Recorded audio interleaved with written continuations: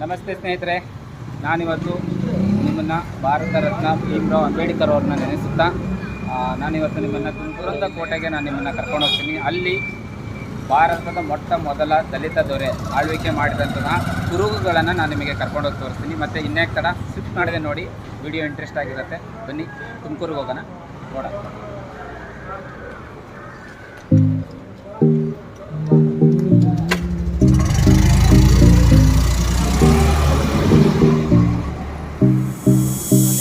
ತುಮಕೂರು ತಾಲೂಕಿಗೆ ಕರ್ಕೊಂಡ್ಬಂದಿದ್ದೀನಿ. ತುಮಕೂರು ಗ್ರಾಮ, ಅದರಲ್ಲಿ ಕುರಂ ಕೋಟೆ ಅನ್ನೋದನ್ನ ನಾನು ನಿಮಗೆ ತೋರಿಸ್ತೀನಿ. ಕುರಂಗರಾಜ ಅನ್ನೋರು ಇಲ್ಲಿ ಕೋಟೆ ಕಟ್ಟಿ ಆಳಿರ್ತಾರೆ. ಒಬ್ಬ ಸ್ಥಳ ಸಮುದಾಯದವರು ಕೋಟೆ ಕಟ್ಟಿ ಆಳಿದಂತಹ ಒಂದು ಕುರುಹುಗಳು ಇವೆ, ಅವಶೇಷಗಳು ಕುರುಹುಗಳು ಇದೆ ಅಂತ ಹೇಳ್ತಾರೆ, ಅದು ಇದೆ. ಅದನ್ನು ನಾನಿವತ್ತು ನಿಮಗೆ ಕರ್ಕೊಂಡೋಗಿ ತೋರಿಸ್ತೀನಿ. ಬನ್ನಿ ಸ್ನೇಹಿತರೆ, ಹೋಗೋಣ. ಇವಾಗ ಕುರಂ ಕೋಟೆಯನ್ನು ನೋಡೋಣ, ಬನ್ನಿ.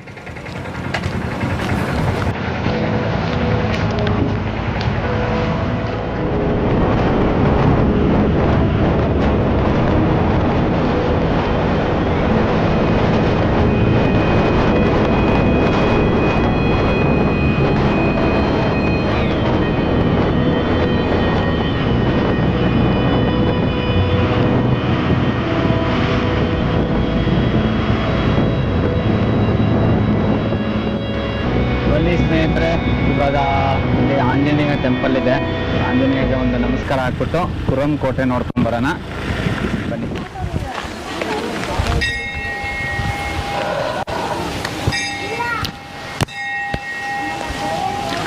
ಬನ್ನಿ ಇವಾಗ ಬೆಟ್ಟ ಹತ್ತಕ್ಕೆ ಹೋಗೋಣ. ಇದೇ ದಾರಿ.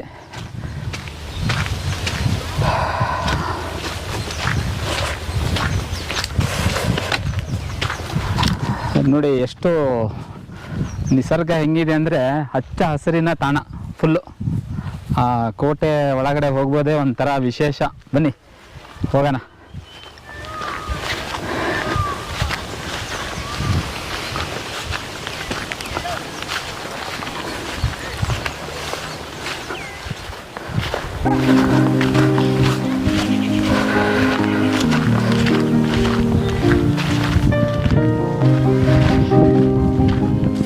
ಸ್ನೇಹಿತರೆ, ನಾನು ಆವಾಗಲೇ ಹೇಳ್ದಂಗೆ ಸಿದ್ದರ ಬೆಟ್ಟಕ್ಕೆ ನಾನು ನಿಂತ್ಕೊಂಡಿರೋದು. ಇವಾಗ ಸಿದ್ದರ ಬೆಟ್ಟ, ಆ ಕಡೆ ಕಾಣ್ತಾ ಇರೋದು ಸಿದ್ದರ ಬೆಟ್ಟ. ನಾನು ದಕ್ಷಿಣ ದಿಕ್ಕಿನಿಂದ ಇವಾಗ ನಾನು ಕುರಂ ಕೋಟೆಯನ್ನು ಹತ್ತಲಿಕ್ಕೆ ಹೋಗ್ತಾ ಇದ್ದೀನಿ. ಕುರಂ ಕೋಟೆಯನ್ನು ತೋರಿಸ್ಲಿಕ್ಕೆ ನಿಮಗೆ ಕರ್ಕೊಂಡು ಹೋಗ್ತಾ ಇದ್ದೀನಿ. ಬನ್ನಿ ಸ್ನೇಹಿತರೆ, ಇವಾಗ ಹೋಗೋಣ. ಕಾಡಿನ ಮಧ್ಯದೊಳಗಡೆ ನಾನು ನಡ್ಕೊಂಡು ಹೋಗೋಣ. ಇಲ್ಲಿ ಪ್ರಪಂಚದ ಅತ್ಯಂತ ಏನಪ್ಪ ಅಂದರೆ ಸಂಜೀವಿನಿ ಗಿಡಗಳಿದ್ದಾವೆ. ಹಾಗಾಗಿ ಎಲ್ಲ ಸ್ವಲ್ಪ ನಾವು ಮೈಕೈ ಎಲ್ಲ ತರಿಸ್ಕೊಂಡು ಸ್ವಲ್ಪ ತೆಗೆಸ್ಕೊಂಡು ಇನ್ನೊಂದು 100 ವರ್ಷ ಬದುಕೊಂಡು ಒಂದು 100 ವಿಡಿಯೋ ಮಾಡ್ಬೋದು.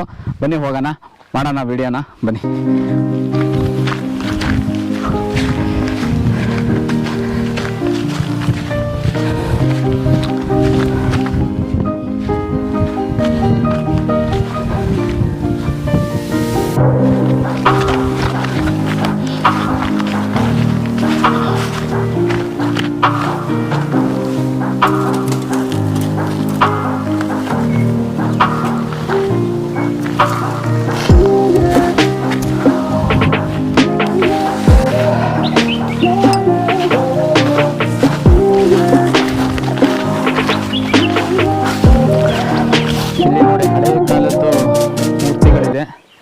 ಇಲ್ಲಿಂದ ಇವಾಗ ಬೆಟ್ಟ ಹತ್ತುತ್ತಾ ಇದ್ವಿ.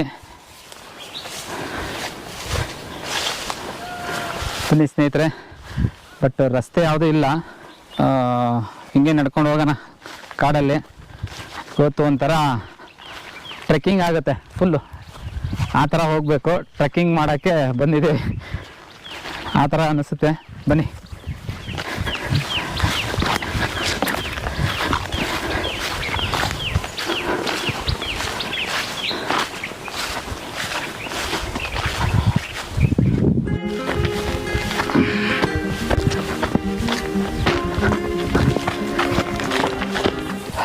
ಸ್ನೇಹಿತರೆ, ಬೆಟ್ಟದ ಮೇಲೆ ಹತ್ತುತ್ತಾ ಇದ್ದೀನಿ ನೋಡಿ, ದಾರಿ ಇಲ್ಲ. ಇಲ್ಲಿ ಇದಕ್ಕೆ ಹೊಳೆ ಅಂತ ಕರೀತಾರೆ. ಅಂದರೆ ಈ ಊರಿನ ಗ್ರಾಮಸ್ಥರು ಇದಕ್ಕೆ ಹೊಳೆ ಅಂತ ಕರೀತಾರೆ. ಹೊಳೆ ಅಂತಂದರೆ ಇಲ್ಲಿ 3 ವರ್ಷಕ್ಕೊಂದ್ಸರಿ ಯಾರೋ ಬರ್ತಾರೆ ಅಂದರೆ ಬೆಟ್ಟದ ಮೇಲೆ ಹೋಗಿ ನಾನು ಹೇಳ್ತೀನಿ, ಅದೇ ನಿಮಗೆ ಸೀಕ್ರೆಟು. ಬನ್ನಿ ಮೇಲೆ ಹೋಗೋಣ. ಈ ದಾರಿಯಲ್ಲಿ ಬರಬೇಕಂದ್ರೆ 3 ವರ್ಷಕ್ಕೊಂದ್ಸರಿ ಯಾರೋ ಬರ್ತಾರೆ. ಹಾಗಾಗಿ ಬನ್ನಿ ಮೇಲೆ ಹೋಗಿ ಹೇಳ್ತೀನಿ ನಾನು.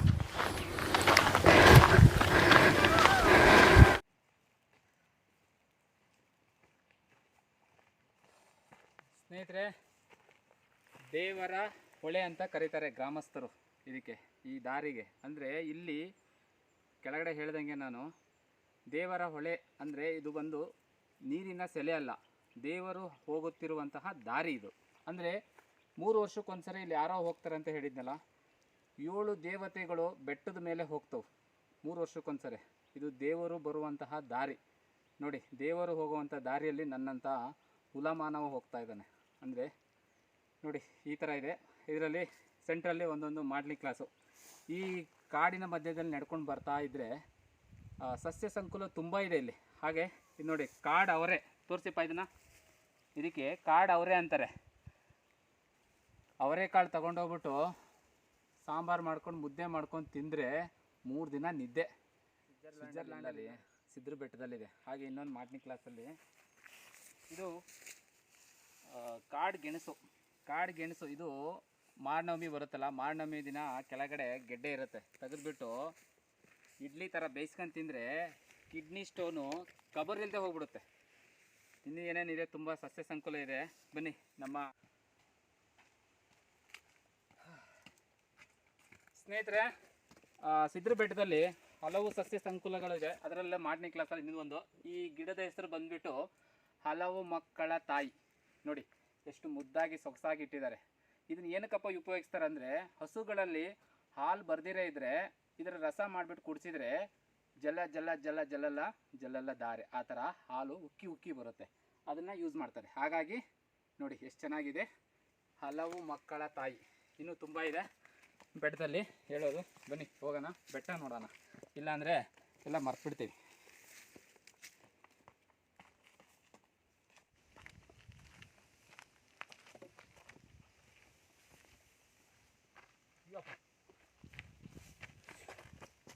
ಸ್ನೇಹಿತರೆ, ಸ್ನೇಕ್ ಬಾಬಾ ತುಂಬ ದೊಡ್ಡದಾಗಿದೆ, ಹೋಗ್ತಾ ಇದೆ ನೋಡಿ.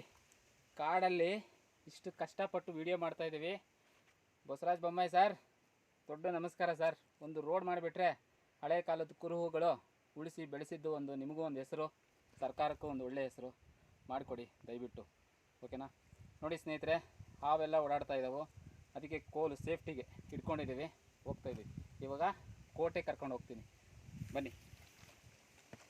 ಹೋಯ್ತು ಸದ್ಯಕ್ಕೆ.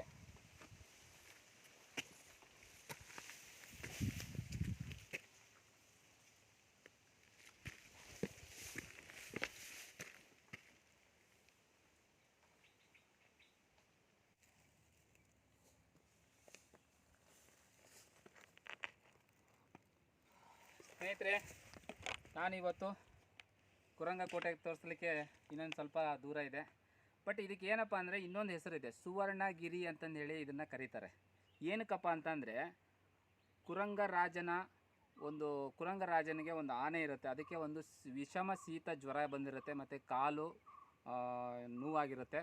ಅದು ಬದುಕು ಉಳಿಯೋದಿಲ್ಲ ಅನ್ನೋ ಒಂದು ಪರಿಸ್ಥಿತಿಯಲ್ಲಿ ಆವಾಗ ರಾಜ ಏನು ಮಾಡ್ತಾನೆ, ಕಾಲಿಗೆ ಕಟ್ಟಿದಂಥ ಚೈನು ಮತ್ತು ಆನೆನೋ ಈ ಕಾಡಿನ ಅಭೇದ್ಯವಾದಂಥ ಕಾಡಿನ ಮಧ್ಯದೊಳಗಡೆ ಬಿಟ್ಬಿಡ್ತಾನೆ. ಅದು ಎಲ್ಲ ಕಡೆನೂ ಹೋಗಿ ಹಿಂದಿರುಗಿ ಆನೆ ಕಾಲಿಗೆ ಕಟ್ಟಿದಂತಹ ಸರಪಳಿ ಬಂಗಾರದಾಗಿರುತ್ತೆ. ಐ ರಿಪೀಟ್ ದಿಸ್, ಬಂಗಾರದಾಗಿರುತ್ತೆ ಸ್ನೇಹಿತರೆ. ಅದನ್ನು ನೋಡಿದಂತಹ ರಾಜ ದಂಗಾಗಿ ಹುಚ್ಚನಾಗ್ಬಿಡ್ತಾನೆ. ಅಧಿಕಾರಿಗಳು ಮತ್ತು ಅವನಲ್ಲಿ ಇದ್ದಂಥ ಕೋಟೆಯಲ್ಲಿರುವಂತಹ ಸೈನಿಕರು ಮತ್ತು ಕುದುರೆಗಳನ್ನು, ಆನೆಗಳನ್ನು ತಗೊಂಡು ಈ ಅಭೇದ್ಯವಾದಂಥ ಕಾಡಿನೊಳಗಡೆ ಬರ್ತಾರೆ. ಎಲ್ಲ ಗಿಡ ಮರಗಳಿಗೂ ಟಚ್ ಮಾಡ್ಕೊಂಡು ಹೋಗ್ತಾರೆ, ಅಂದರೆ ತಗಲ್ಸ್ಕೊಂಡು ಹೋಗ್ತಾರೆ. ಆ ಮೊದಲು ಸಿಕ್ಕಿದಂತಹ ಆನೆಗೆ ಸಂಜೀವಿನಿ ಗಿಡ ಎಲ್ಲಿ ಸಿಕ್ಕಿತ್ತಂತ ಇನ್ನೂ ಆದರೂ ಯಾರಿಗೂ ಗೊತ್ತಾಗಿಲ್ಲ. ಹಾಗಾಗಿ ಇದು ರಾಮಾಯಣಕ್ಕೂ ತಗಲಕೊಂಡಿದೆ ಈ ಬೆಟ್ಟ. ಹಾಗಾಗಿ ಕೆಳಗಡೆ ಒಂದು ಆಂಜನೇಯ ಟೆಂಪಲು ಇದೆ. ಲಾಸ್ಟಿಗೆ ಹೋಗ್ಬೇಕಾದ್ರೆ ನಿಮಗೆ ಆಂಜನೇಯ ಟೆಂಪಲ್ ತೋರಿಸ್ತೀನಿ. ಇದು ಮೇನ್ ಸ್ಟೋರಿ, ಇನ್ನೂ ಅಲ್ಲಿದೆ, ಅದನ್ನು ಮರ್ತೋಗ್ಬಿಡ್ತೀವಿ. ಬನ್ನಿ ಮೇಲೆ ಕೋಟೆ ನೋಡೋಣ, ಸ್ಟೋರಿ ಅಲ್ಲಿ ಹೋಗಿ ಹೇಳೋಣ, ಬನ್ನಿ.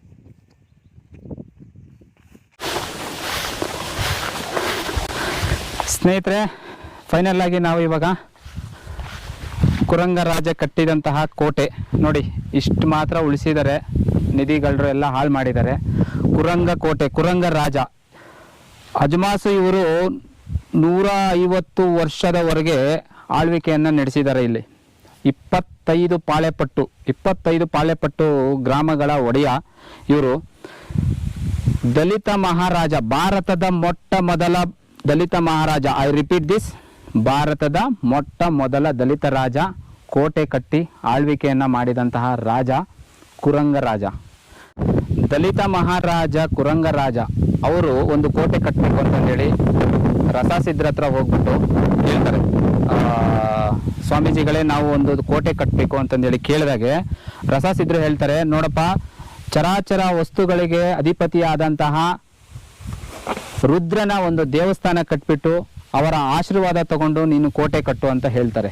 ಆವಾಗ ಅವರ ಮಾತಿನಂತೆಯೇ ರಸಾಸಿದ್ರು ಅವರ ಶಕ್ತಿಯನ್ನು ಧಾರೆ ಎರೆದು ಅವರು ಒಂದು ರುದ್ರನ ದೇವಸ್ಥಾನವನ್ನು ಕಟ್ಟಿರ್ತಾರೆ. ಅದರ ಆಶೀರ್ವಾದ ತಗೊಂಡು ಈ ಕೋಟೆಯನ್ನು ಕಟ್ಟಿ ಅವರು ಆಳ್ವಿಕೆಯನ್ನು ಮಾಡಿದ್ದಾರೆ. ನೋಡಿ, ಈ ಕೋಟೆ ಇವಾಗ ಯಾವ ಥರ ಇದೆ ಅಂತಂದರೆ ಎಲ್ಲ ಹಾಳಾಗೋಗಿದೆ. ಇದನ್ನು ಸರ್ಕಾರ ಈ ಕಡೆ ಗಮನ ಹರಿಸ್ಬೇಕು. ಮತ್ತು ನೋಡಿ, ಈ ಕೋಟೆ ಎಷ್ಟು ಉಳಿದಿದೆ ಅಂದರೆ ಇಲ್ಲಿಂದ ಅಲ್ಲಿ ಸ್ವಲ್ಪ ಅಷ್ಟೇ ಮಾತ್ರ ಉಳಿದಿರೋದು, ಎಲ್ಲ ಹಾಳಾಗಿ ಹೋಗಿದೆ. ಸರ್ಕಾರದಲ್ಲಿ ಮನವಿ ಏನಪ್ಪ ಅಂತಂದರೆ, ನಮ್ಮ ದಲಿತ ಮಹಾರಾಜರು ಒಬ್ಬರು ಆಳ್ವಿಕೆ ಮಾಡಿದ್ದಾರೆ, ನಮ್ಮ ಹೆಮ್ಮೆ ಇರಬೇಕು. ದಲಿತ ಮಹಾರಾಜರು ಆಳ್ವಿಕೆ ಮಾಡಿ ಹೋಗಿದ್ದಾರೆ, ಅವರ ಕೋಟೆ ಕೊತ್ತಲುಗಳನ್ನು ಉಳಿಸ್ಕೊಂಡಿದ್ದೀವಿ ಅನ್ನೋದಕ್ಕೆ ನಮಗೆ ಒಂದು ಹೆಮ್ಮೆ ಇರಬೇಕು. ಅದಕ್ಕೆ ದಯವಿಟ್ಟು ಸರ್ಕಾರದಲ್ಲಿ ಮನವಿ ಏನಪ್ಪ ಅಂತಂದರೆ, ಈ ರಾಜನು ಆಳ್ವಿಕೆ ಮಾಡಿದಂಥ ಕೋಟೆನ ಉಳಿಸ್ಬೇಕು ಅನ್ನೋದೇ ನಮ್ಮ ಉದ್ದೇಶ. ಹಾಗಾಗಿ ಈ ವಿಡಿಯೋನ ಮಾಡ್ತಾ ಇದ್ದೀನಿ. ದಯವಿಟ್ಟು ಸಂಬಂಧಪಟ್ಟ ಅಧಿಕಾರಿಗಳು ಈತ ಗಮನ ಹರಿಸ್ಬಿಟ್ಟು ಈ ಕಡೆ ಈ ಒಂದು ಪ್ರಸಿದ್ಧವಾದ ಒಂದು ಕೋಟೆ, ಆ ಥರ ಒಂದು ಕೆಳ ಸಮುದಾಯ ಮಟ್ಟದಿಂದ ಬಂದು ಒಬ್ಬ ರಾಜ ಆಗಿ ಆಳ್ವಿಕೆ ಮಾಡಿ ಕೋಟೆಯನ್ನು ಕಟ್ಟಿ ಆಳ್ವಿಕೆ ಮಾಡಿದ್ದಾನೆ. ಸ್ನೇಹಿತರೆ ನೋಡಿ, ಇದಿಷ್ಟು ಮಾತ್ರ ಉಳಿದಿದೆ. ಇವಾಗ ಒಬ್ಬ ಕೆಳಮಟ್ಟದಿಂದ ಬಂದಂತಹ ರಾಜ ಅಂದರೆ ದಲಿತ ಮಹಾರಾಜರು, ಕುರಂಗ ರಾಜರು ಅಂತಾರೆ, ಅವರು ಕಟ್ಟಿದಂತಹ ಕೋಟೆ ಇನ್ನೊಂದು ಸ್ವಲ್ಪ ದಿನ ಇದೆ ಅಷ್ಟೇ, ಮಳೆಗೆಳೆ ಬಂದರೆ ಬಿದ್ದೋಗ್ಬಿಡುತ್ತೆ. ಹಾಗಾಗಿ ಗೌರ್ಮೆಂಟಲ್ಲಿ ಬೇಡ್ಕೊಳ್ಳೋದಿಷ್ಟೇ, ಏನಪ್ಪ ಅಂತಂದರೆ ಕೆಳಮಟ್ಟದಿಂದ ಬಂದಂತಹ ಒಬ್ಬ ರಾಜ ಆಳ್ವಿಕೆ ಮಾಡಿ ಹೋಗಿದ್ದಾನೆ ಅನ್ನೋದಕ್ಕೆ ಒಂದು ಕುರುಹುಗಳನ್ನು ಬಿಟ್ಟಿದ್ದಾರೆ. ಅದನ್ನು ನೀವು ಏನು ಮಾಡಬೇಕು, ಉಳಿಸಿ ಬೆಳೆಸ್ಕೊಂಡು ಹೋಗಬೇಕು. ಮತ್ತು ಆ ಸಮುದಾಯಕ್ಕೆ ಗೊತ್ತಾಗಬೇಕು. ಇವಾಗಿರುವಂತಹ ನಮ್ಮ ಸಮುದಾಯಕ್ಕೆ ಗೊತ್ತಾಗಬೇಕು, ಇವಾಗಿನ ಜನ್ರೇಷನ್ಗೆ ಗೊತ್ತಾಗಬೇಕು, ಮತ್ತು ಸಮುದಾಯಕ್ಕೂ ಗೊತ್ತಾಗಬೇಕು. ಆ ಸಮುದಾಯದವರೇ ಆಗಲೇ ಅನ್ನೋ ಒತ್ತಾಯ ಮಾಡಿ ಸರ್ಕಾರದ ಮೇಲೆ, ಅದನ್ನು ನಾನು ಕೇಳ್ಕೊತಾ ಇದ್ದೀನಿ. ದಯವಿಟ್ಟು ಈ ಕುರಂಗ ಕೋಟೆನ ಉಳಿಸ್ಬೇಕು ಅಂತಂದೇಳಿ ಬೇಡ್ಕೊತೀನಿ. ಬನ್ನಿ ಇವಾಗ ಗಲ್ಲೆ ಬಾಲಿ ನೋಡೋಣ. ಗಲ್ಲೆ ಬಾನಿ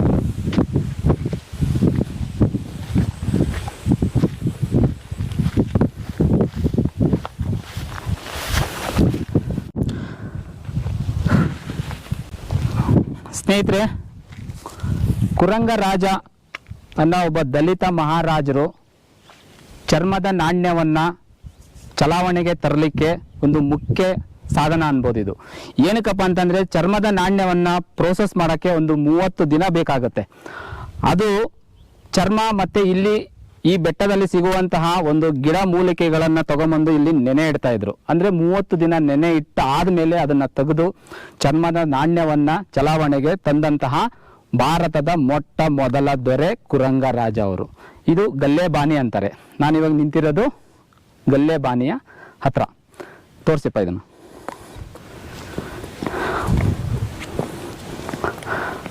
ಹಾಗೆ ಇಲ್ಲಿ ನಮಗೆ ಸ್ವಲ್ಪ ಈ ಗಲ್ಲೆ ಬಾನಿ ಸಿಗಲಿಕ್ಕೆ ಒಂದು ಸಹಾಯ ಮಾಡಿದಂತಹ ಈ ಊರಿನ ಒಂದೆರಡು ಇಬ್ಬರು ಜನ ಇದ್ದಾರೆ. ಅವ್ರನ್ನ ನಾನು ನಿಮಗೆ ಪರಿಚಯ ಮಾಡಿಸ್ತೀನಿ. ಬನ್ನಿ ಸ್ನೇಹಿತರೆ, ಈ ಗಲ್ಲೆ ಬಾನಿನ ಮತ್ತೆ ನನಗೆ ತೋರಿಸ್ಲಿಕ್ಕೆ ಸಹಾಯ ಮಾಡಿದಂತಹ ಈ ಊರಿನ ಗ್ರಾಮಸ್ಥರು, ಅವರ ಹೆಸರು, ನಿಮ್ಮ ಹೆಸರೇನು ಸರ್? ಪ್ರಕಾಶ್ ಅವರು.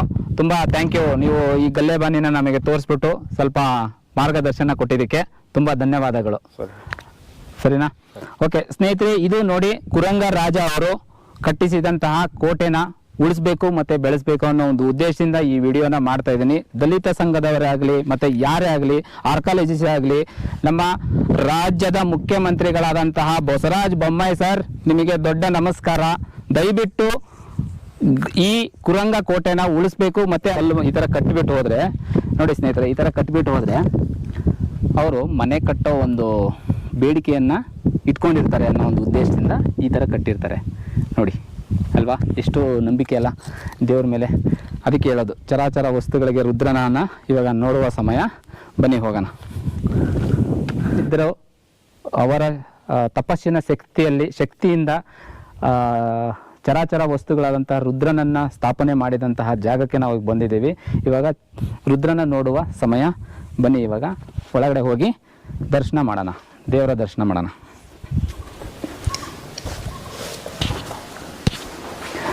ನೋಡಿ ಸ್ನೇಹಿತರೆ, ಇದು ಬಸವ ಇಲ್ಲಿದೆ.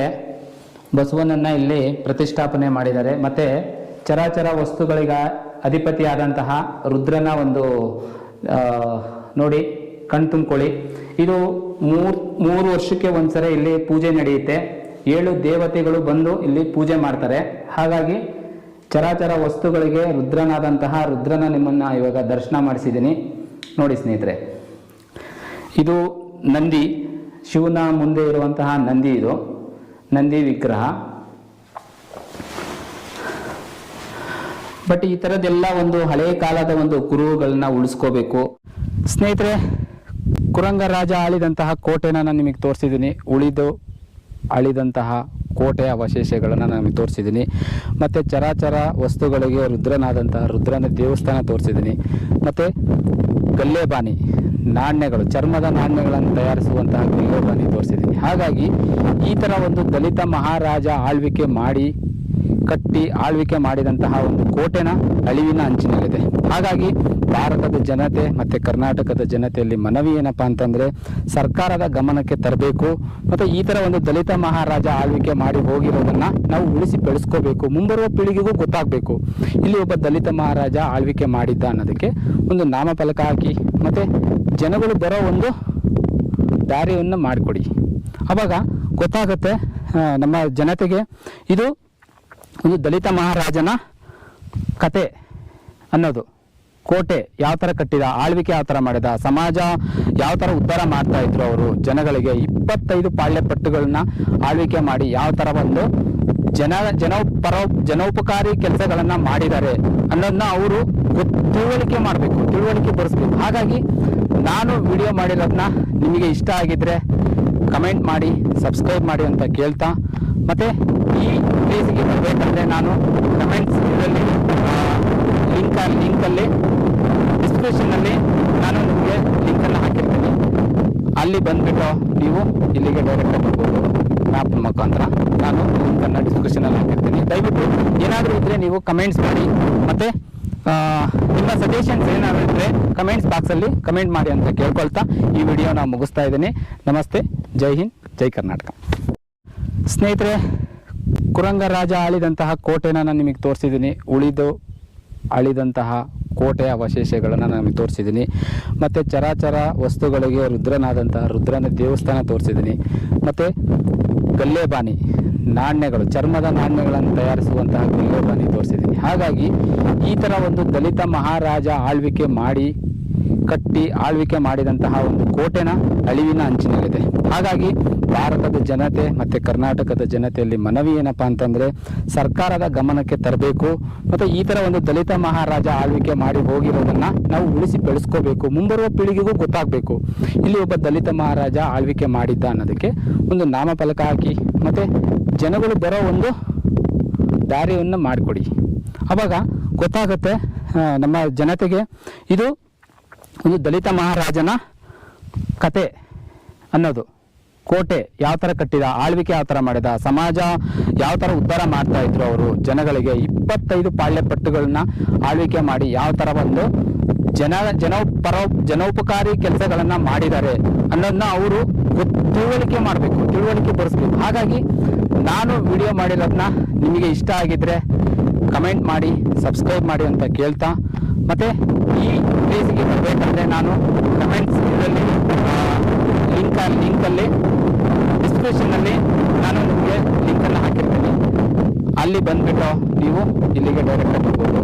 ಮ್ಯಾಪ್ ಮುಖಾಂತರ ನಾನು ಲಿಂಕನ್ನು ಡಿಸ್ಕ್ರಿಪ್ಷನಲ್ಲಿ ಹಾಕಿರ್ತೀನಿ. ದಯವಿಟ್ಟು ಏನಾದರೂ ಇದ್ದರೆ ನೀವು ಕಮೆಂಟ್ಸ್ ಮಾಡಿ, ಮತ್ತು ನಿಮ್ಮ ಸಜೆಷನ್ಸ್ ಏನಾದರೂ ಇದ್ದರೆ ಕಮೆಂಟ್ಸ್ ಬಾಕ್ಸಲ್ಲಿ ಕಮೆಂಟ್ ಮಾಡಿ ಅಂತ ಕೇಳ್ಕೊಳ್ತಾ ಈ ವಿಡಿಯೋ ನಾವು ಮುಗಿಸ್ತಾ ಇದ್ದೀನಿ. ನಮಸ್ತೆ, ಜೈ ಹಿಂದ್, ಜೈ ಕರ್ನಾಟಕ.